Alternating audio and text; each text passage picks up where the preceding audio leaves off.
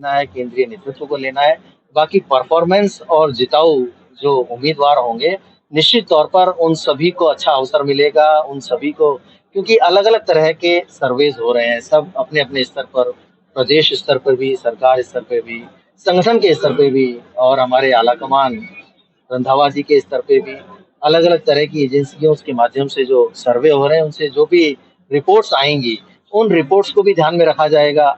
जब भी टिकट वितरण होगा, तो जिताऊ उम्मीदवार प्राथमिकता से होंगे, यानी प्राथमिकता हमारी होगी कि कौन कहाँ से सबको साथ लेकर जीतने वाला उम्मीदवार है, उन्हीं को टिकट मिलेंगे और मुझे लगता है कि अब युवाओं को काफ़ी टिकट मिलने चाहिए। युवाओं की एक बहुत बड़ी भूमिका है इस देश और इस प्रदेश में। लोकतंत्र को आगे बढ़ाने के लिए, लोकतंत्र को चलाने के लिए जिस तरीके से युवा मजबूत होकर कंधे से कंधा मिलाकर अपनी भूमिका का निर्वहन करता है, तो उसे भी ये महसूस होना चाहिए कि वो आगे आने वाले समय में अपने आप को इस व्यवस्था का हिस्सा बना सके। तो जो भी युवा मेहनत कर रहे हैं, कल ही देखिए मुख्यमंत्री जी ने एक युवा कांग्रेस का कार्यक्रम था, वहाँ पर अपनी बात कही कि हर युवा लगातार प्रयास करता रहे, कि वो उम्मीदवार है, वो अपने प्रयास में कभी नहीं छोड़े। तो जब प्रयास करता रहेगा तो निश्चित तौर पर सफल होगा और युवाओं को लेकर बहुत ही सकारात्मक रुख अपनाना चाहते हैं मुख्यमंत्री। ये हम सभी को पता है कि 5 महीने बाद इस प्रदेश में चुनाव होने हैं और मैं इस पूरे प्रदेश भर में युवा संवाद कार्यक्रम आयोजित कर रहा हूँ। इसका सबसे प्रमुख जो उद्देश्य है वो यही है कि पिछले 8, 10, 12 सालों से जो युवा साथी लगातार जुड़े हुए हैं, उन सबको ये कह पाऊँ या उन सबको ये संदेश दे पाऊँ कि अब सबको कमर कस लेनी है, हम सबको चुनावों में जाना है और ये युवा शक्ति ही इस प्रदेश की जन कल्याणकारी योजनाओं को आम जनता तक पहुंचाने में अपनी बहुत बड़ी भूमिका निभा सकती है।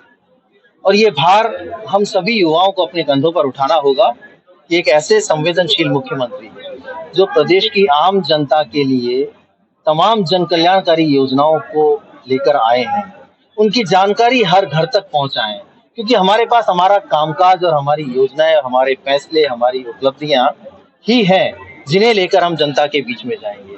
तो अब इन सबको अग्रेसिव होकर सकारात्मक तरीके से डिजिटल मीडिया का उपयोग लेते हुए फिजिकली लोगों के साथ कांटेक्ट करना होगा। आपको वर्चुअल दुनिया के साथ साथ एक्चुअल में उनको जब कन्वर्ट करेंगे तब हम अपने उस उद्देश्य में सफल हो पाएंगे जहां तक हमें पहुंचना है। क्योंकि इन युवाओं के सहयोग से मैं ये मानता हूं कि अगर इन तमाम योजनाओं की जानकारी, हमारे कामकाज की जानकारी हम उस प्रत्येक व्यक्ति तक पहुंचा पाए जो पात्र है, जिसको योजना का लाभ मिलना चाहिए और हम इनका सही तरीके से प्रचार प्रसार कर पाए तो निश्चित तौर पर 2023 में सरकार हमारी ही होगी, ये मुझे पूरा विश्वास है। इसलिए मैं युवा साथियों से हर जिले में जाकर, ये मेरा लगभग 13वां जिला है और 65 विधानसभाएं मैं कवर कर चुका हूं। सभी साथियों को हम एकत्रित करते हैं, उन सबके साथ संवाद करते हैं, उनके जो सुझाव हैं उनको सम्मिलित करते हैं, उनसे बातचीत करते हैं कि हमारे युवा साथी और क्या बेहतरी के लिए बता सकते हैं कि डिजिटल मीडिया का कैसे सकारात्मक तरीके से उपयोग करना है, सही मायने में सदुपयोग कैसे करना है। इन सब की जानकारी मैंने तमाम साथियों को लगातार हर जगह पहुँच कर दे रहा हूँ। कोई फूट नहीं है।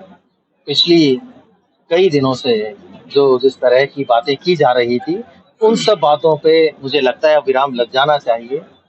जो दिल्ली में आलाकमान के यहाँ बातचीत हुई होगी तमाम नेताओं की, प्रदेश के नेताओं की, और जो एक तस्वीर सबके सामने निकल कर आई थी, उस तस्वीर के बाद ये संदेश पूरी तरह से क्लियर था कि आगामी विधानसभा चुनाव सब मिलजुल कर लड़ेंगे, सब एकजुट होकर लड़ेंगे।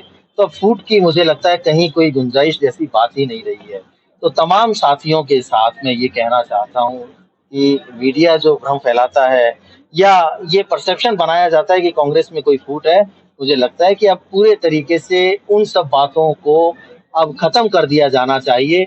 जहां ये बात निकल कर आ गई कि आगामी विधानसभा चुनाव सब मिलजुल कर लड़ेंगे और विजयी होंगे, उसके बाद कहीं कोई कहने की गुंजाइश ही नहीं बचती। भाजपा के कई कार्यक्रम हमने भी कवर किए हैं। भाजपा एक ही मुद्दा उठा रही है कि हम कांग्रेस को भ्रष्टाचार के मुद्दे पे घेरेंगे। आप क्या कहना चाहेंगे इसमें? वो भाजपा जो भ्रष्टाचार के मुद्दे पर खुद कर्नाटक में कितनी बुरी तरीके से हारी है, वो कहाँ किस मुद्दे को इस प्रदेश में लेकर आएगी। भ्रष्टाचार जैसे मुद्दे पर अगर जीरो टॉलरेंस की किसी ने बात कही तो वो इस प्रदेश के मुख्यमंत्री ने कही। और इसीलिए जब जब भी यहाँ जिस तरह की कार्रवाई हुई, आपने लगातार देखा होगा कि कोई भी ऐसा प्रकरण जब सामने आया तो उन पर कार्रवाई की गई है। तो भ्रष्टाचार को लेकर मुख्यमंत्री जी बहुत ही कठोर निर्णय लेते हैं और वो पूरे तरीके से अपनी उस जीरो टॉलरेंस की बात पर आज भी अड़िग है कि इस प्रदेश में भ्रष्टाचार को बिल्कुल बर्दाश्त नहीं किया जाएगा। तो आरोप लगाने वाली भाजपा पहले खुद आत्ममंथन करे कि वो भ्रष्टाचार के मुद्दे पर कर्नाटक में इतने बुरी तरीके से चुनाव क्यों हारी।